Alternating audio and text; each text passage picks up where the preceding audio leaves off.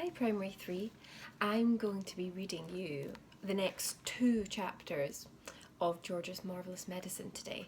So the 2 chapters that we are going to be reading are Brown Paint and then Grandma Gets Medicine. So let's start off with chapter 6, which is Brown Paint.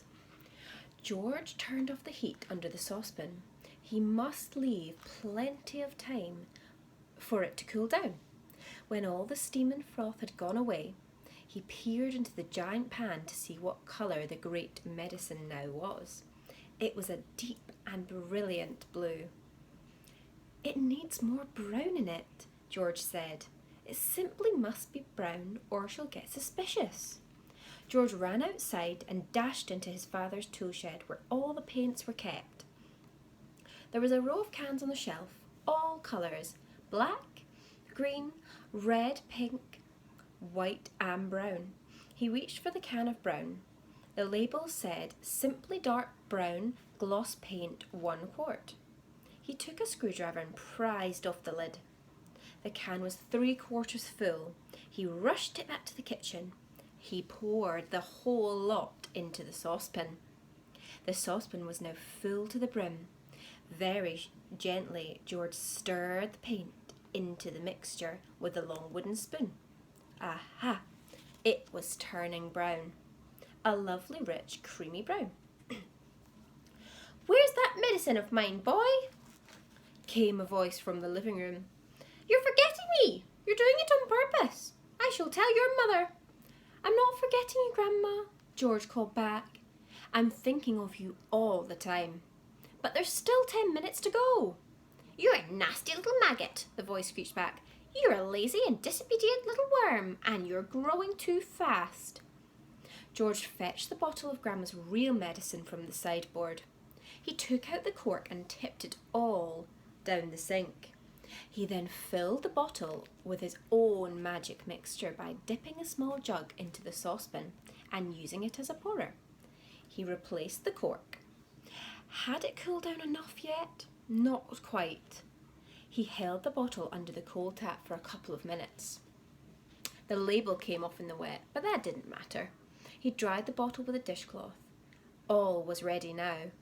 This was it. The great moment had arrived. "Medicine time, Grandma," he called out. "I should hope so too," came the grumpy reply. The silver teaspoon in which the medicine was always given lay ready on the kitchen sideboard. George picked it up. Holding the spoon in one hand and the bottle in another, he advanced into the living room. Oh my goodness, and lucky us because we're getting to read the next chapter too, chapter 7, which is Grandma Gets the Medicine. Let's see what happens. Grandma sat hunched in her chair by the window. The wicked little eyes followed George closely as he crossed the room towards her. "You're late," snapped Grandma. "I don't think I am, Grandma."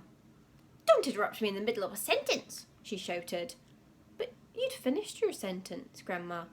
"There you go again," she cried. "Always interrupting and arguing. You really are a tiresome little boy. What's the time?" "It's exactly 11 o'clock, Grandma." "You're lying as usual. Shake that bottle first, then pour it into the spoon and make sure it's a whole spoonful." "Are you going to gulp it all down in one go?" George asked, "or will you sip it?" "What I do is none of your business," the old woman said. "Fill the spoon." As George removed the cork and began very slowly to pour in the thick brown stuff onto the spoon, he couldn't help thinking back upon all the mad and marvellous things that had gone into making this crazy stuff. The shaving soap, the hair remover, the dandruff cure, the automatic washing machine powder, the flea powder for dogs, the shoe polish, the black pepper, the horseradish sauce, and all the rest of them. Not to mention the powerful animal pills and the powders and liquids and the brown paint. "Open your mouth wide, Grandma," he said, "and I'll pop it in." The old hag opened her small wrinkled mouth, showing disgusting pale brown teeth. "Here we go," George cried out. "Swallow it down." He pushed the spoon well into her mouth and tipped the mixture into her throat. Then he stepped back to watch the result. Oh my goodness. It was worth watching. Grandma yelled, "Whee!" Her whole body shot up, whoosh, into the air. It was exactly as though someone had pushed an electric wire through the underneath of her chair and had switched on the current. Up she went like a jack-in-the-box, and she didn't come down. She stayed there, suspended in mid-air, about 2 feet up, still in the sitting position, but rigid now, frozen, quivering, the eyes bulging, the hair standing straight up on end. "Is something wrong, Grandma?" George asked her politely. "Are you all right up there?" Suspended up there in space, the old girl was beyond speaking. The shock that George's marvellous mixture had given her must have been tremendous. You'd have thought she swallowed a red-hot poker the way she took off from her chair. Then down she came with a plop, back into her seat. "Call the fire brigade!" she shouted suddenly. "My stomach's on fire!" "Oh, it's just the medicine, Grandma," George said. "It's good, strong stuff." "Fire!" the old woman yelled. "Fire in the basement! Get a bucket! Man the hose! Do something quick!" "Cool it, Grandma," George said, but he got a bit of a shock when he saw smoke coming out of her mouth and out of her nostrils.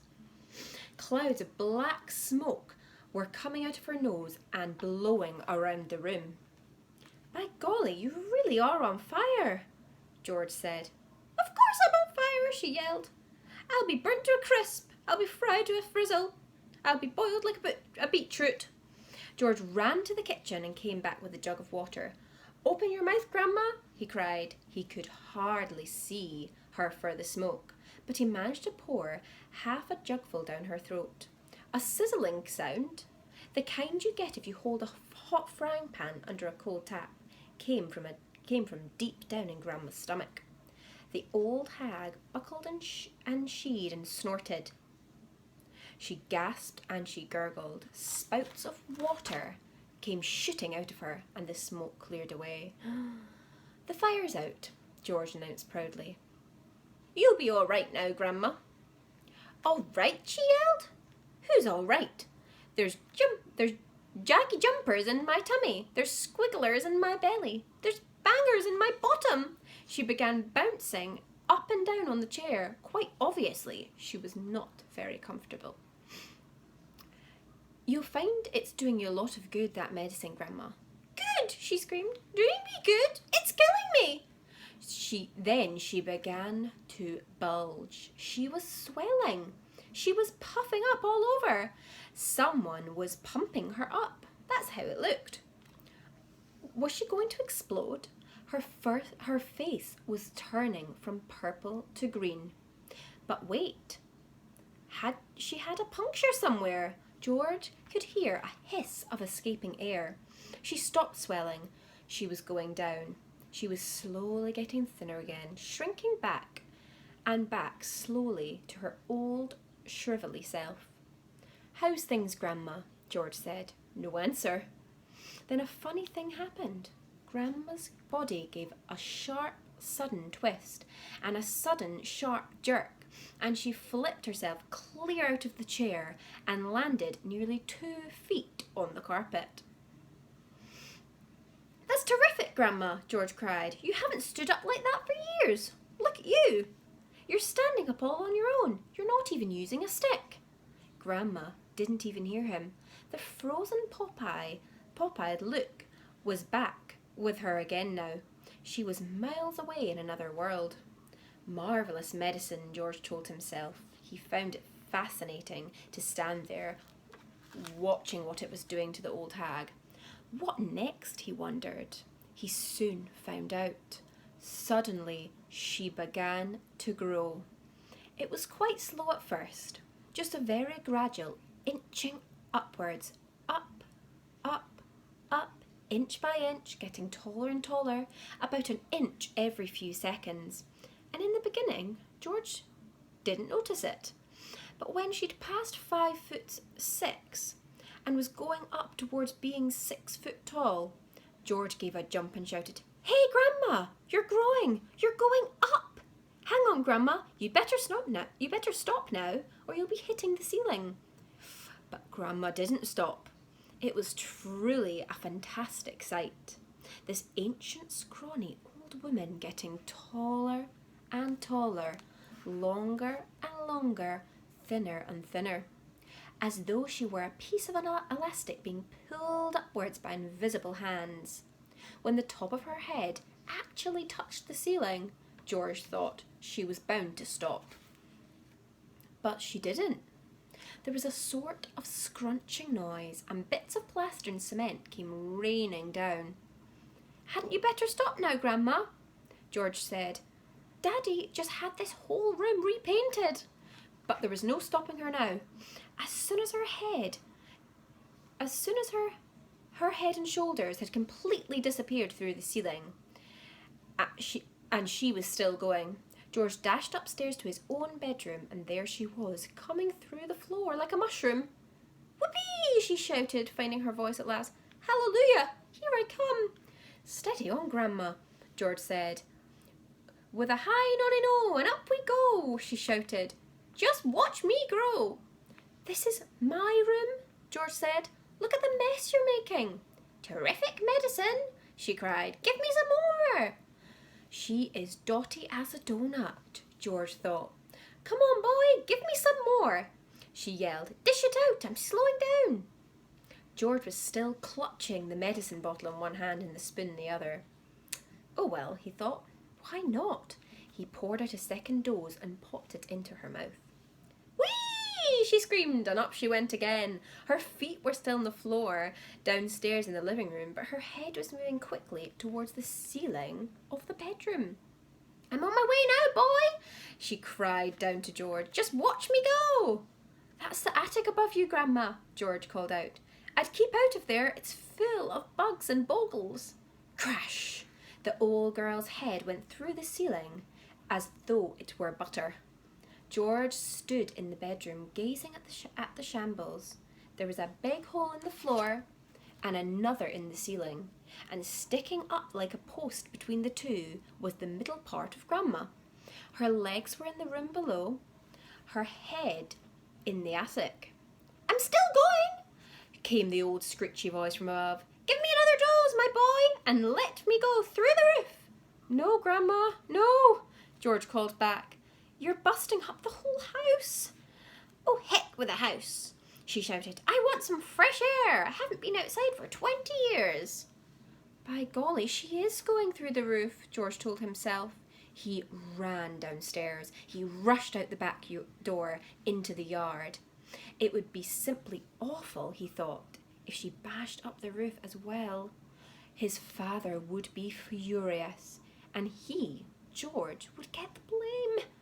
He had made the medicine. He had given her too much. Don't come through the roof, Grandma, he prayed. Please don't. And that's us at the end of that chapter. I'm so excited to see what's going to happen next. And I hope you are all enjoying the story just as much as me and Mrs. Santini and Mrs. Cranston are. So the next chapter will be The Brown Hen, and it is going to be Mrs. Cranston that's reading you that.